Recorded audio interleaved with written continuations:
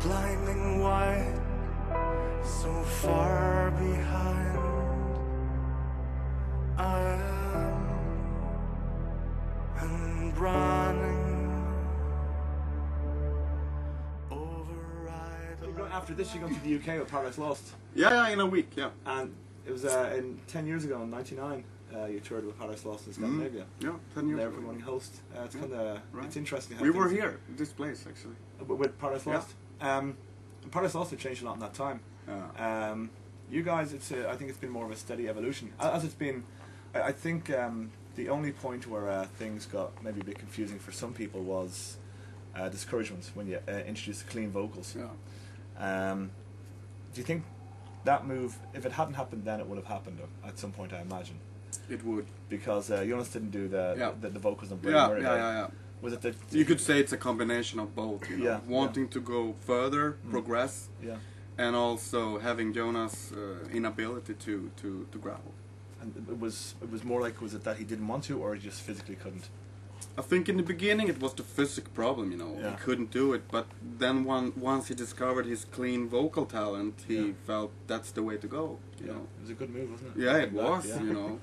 Even Imagine him still struggling with his screams from Dance of December Souls here, you know. But do you still play Brave live? We do. Sorry, Murder. We do. Okay. We actually used to play Without God as well. You're not playing that tonight, are you? Maybe. We have a very short stage time though, you know. Yeah, okay, yeah, maximum. It's like 1 minute over that and we're out of the tour, you know. Yeah. So did they open the Trapdoor on the stage and disappeared down there? You mentioned earlier that you wrote this album, but basically during the night you made it when once you got really started, it started to flow. But how this is? I mean, you're an artist. You write songs. When you're done with one song, how do you begin the next one?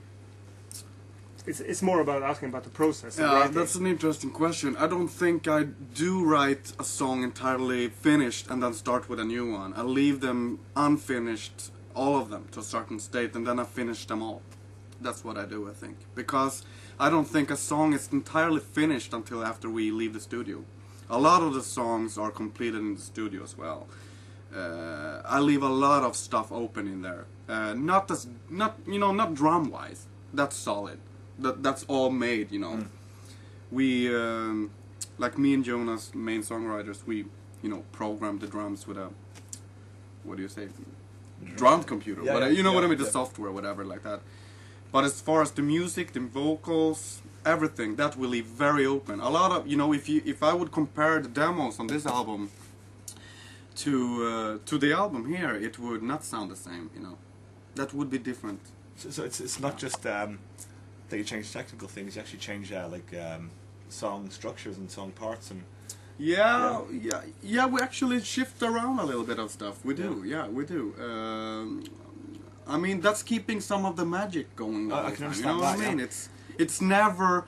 I never want something to become like you have to duplicate something that you did before. It shouldn't be a factory thing. It should be a process until you send in the master to Snapper, But isn't it a bit like, not scary, but like, will we manage in time to be done? I mean, you have a studio time and all that pressure that goes around. But that's the challenge as well, You work best under pressure. Yeah, People often do that. We do. And, it's like, it has worked every time so far.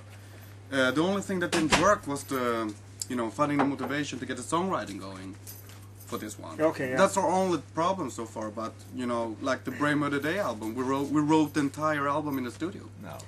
Yeah. Really? Yeah. So you have a certain talent. I wouldn't call it talent. It's luck. You know what I mean? I think a bit of both. Okay. I got to ask about a song on the album. The last song, Departer.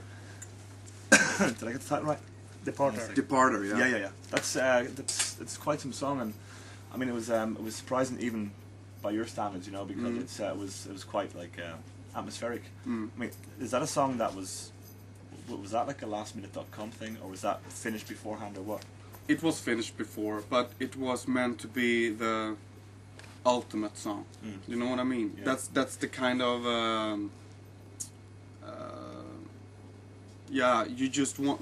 I mean, once that song ends, you just want to feel like, where do they go from here? What can they go from here? You know, what can they do now? Is that kind of like a standout song for you on the CD? It's not a standard song, definitely not. It's I would say for me it's the most special song on the album. Yeah. It's not a favorite song on the album, you know what I mean? But it's the most special song on the album. After a few listens, the first one that I kind of latched onto because it's quite beautiful, the song, and it turned out so well. I mean, is it an indicator for the future or not, or is it? The whole album is an indication of the future, you know. This is quite different though. You know? Yeah, but that's where we want to go right now. I think, you know, the Katatonias right now, we can go a little bit where we want. We have a, what do you say, 360-degree option here, and I think we're always coming back to where we're comfortable, which is the, you know, the rock metal based sound. Yeah. But to go out there and just grab something and put it back in.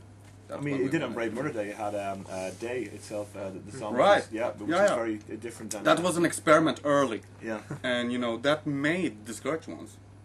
Yeah. We were confident enough to know that we could make that album, you know. Yeah. On the Departure track, as Paul said, it's a beautiful track, and to me it's the most beautiful dark song I've heard since 1 year from now. I really love 1 year from now. Okay.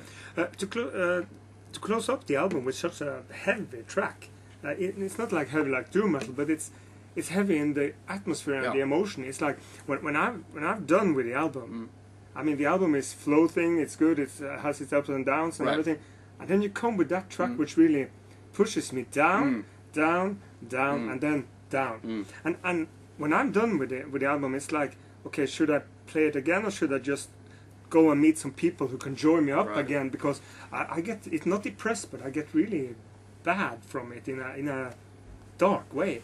I don't know if I love the song or if I hate the song. I love what you're saying here, you know what I mean? It's this is the thing we talked about. This exact reaction is what we wanted to have with that song. Exactly that reaction. Because we always said, what is after the song is ended? And we said, that's the void, you know. That's the void. What will people do after? It's a good idea to put it as the last song, you know? Yeah. Where else could it be? You know, it's like, Jesus Christ. It's so stupid with those albums that are blasting for 40 minutes and the last minutes is an acoustic. It's like, okay. I don't know that band though. Hate to Turn Up, even though I love the last album. But I did that actually. I didn't understand it, but I love the album anyway. I want to ask about touring. I read that you plan to do European tour and also American. Sure. European headlining, or are you looking? Which both headlining. Both headlining. Yeah, because definitely. you toured the States. You toured with Moonspell, right? Yeah, the last time. Yeah. No, that was we toured with Scar Symmetry the last time. Okay, we were with Moonspell before. Yeah. Okay, and how were those tours? Great. I read a review of I think it was the New York show. I'm not sure of with Moonspell. Right. And the review kind of more or less said that Moonspell were headlining, but you were the headliners, and that when you played, it was. I'm not sure whether it said people left or the atmosphere kind of died or whatever. But did you feel that when you did that tour that there was a lot of people waiting a long time for that? Yeah. I mean, honestly, that's why we came back so soon after on the next tour. We were touring already within the same year, you know, again. Yeah. So the promoters just said, whoa, you should headline, you know what I mean? They turn it around. But that was a nice tour, you know. Moonspell guys, great, and, you know, we know them for a long time. But I think when they took us out, they didn't expect us to turn the table, so to speak. Yeah. Because that was our first tour in America. Mm-hmm. And it made all the people that's been waiting for us ever since we released the demo or whatever. They came out, you know, to see us for the first time, and you know. Did you see a lot of old school people? I did. Yeah. Yeah. The old logo, you know. Yeah. Yeah. Great. And